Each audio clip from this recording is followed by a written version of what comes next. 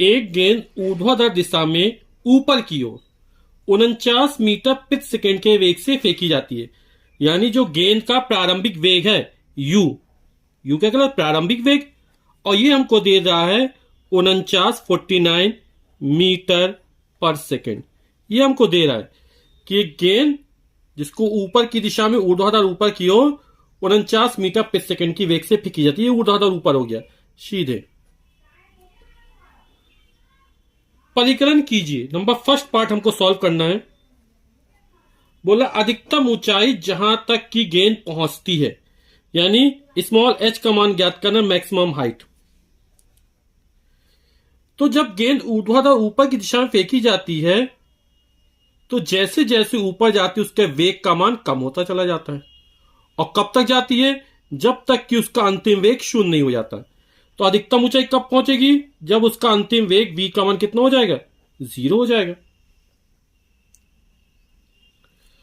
जब नीचे से ऊपर की तरफ फेंकी जाती है तो गुरुत्वीय त्वरण का मान जो तो वो ऋणात्मक होता है।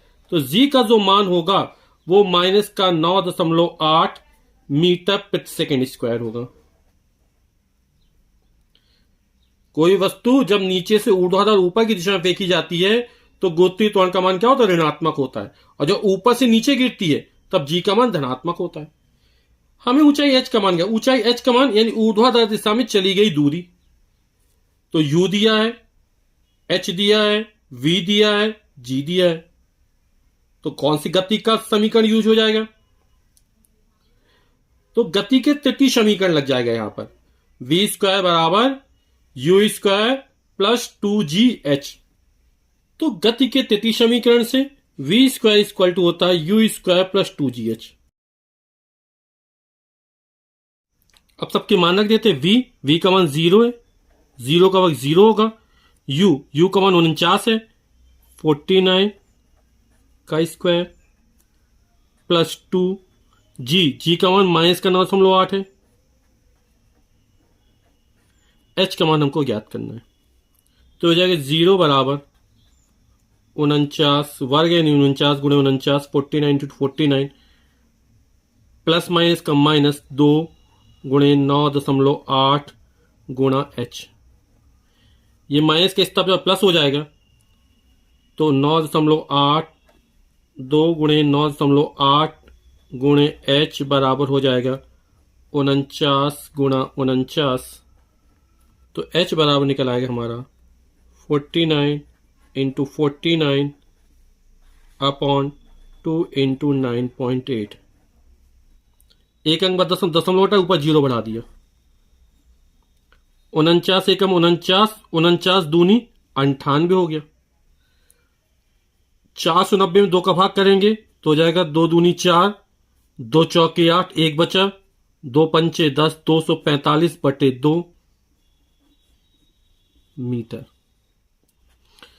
अब 200 पहले 2 का भाग करेंगे, 2 एकम 2, 2 दूनी 4, 2 दूनी 4, 1 बचा रहेगा, 0.0 2 पंचे 10, तो 122.5 मीटर। यही हमारा आंसर हो जाएगा। फिर सेकंड पार्ट कह रहा है इसका, पृथ्वी की सतह पर वापस लौटने में लिया गया कुल समय।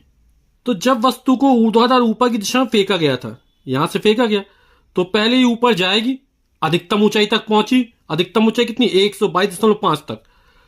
फिर वहां से फिर वापस लौटेगी। तो जितना समय नीचे से ऊपर जाने में लगता है उतना ही समय ऊपर से नीचे आने में लगता है। तो हम पहले नीचे से ऊपर जाने में लगा समय निकाल लेंगे, उसमें 2 का गुणा कर देंगे तो कुल समय निकल आएगा कि जब वस्तु फेंकी गई थी वापस आने में कुल कितना समय लगा। तो हम नीचे से ऊपर जाने में समय निकाल लेते हैं। तो हम जानते हैं गति के प्रथम समीकरण से v इक्वल टू होता है u प्लस gt।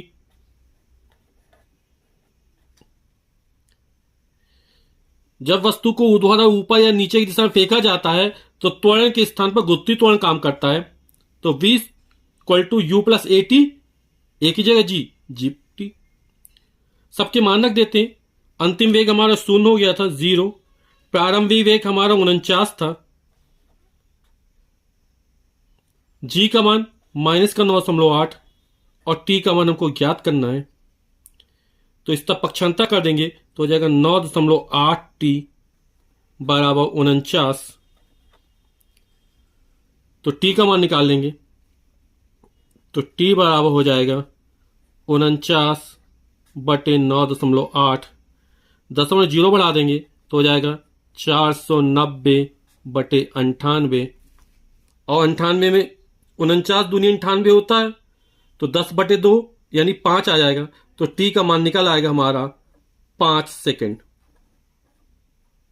तो पृथ्वी की सतह वापस लौटने में लिया गया समय 5 सेकेंड ऊपर जाने में, फिर 5 सेकेंड ऊपर से नीचे आने में, टोटल हो जाएगा 10 सेकेंड। और यही हमारा आंसर हो जाएगा।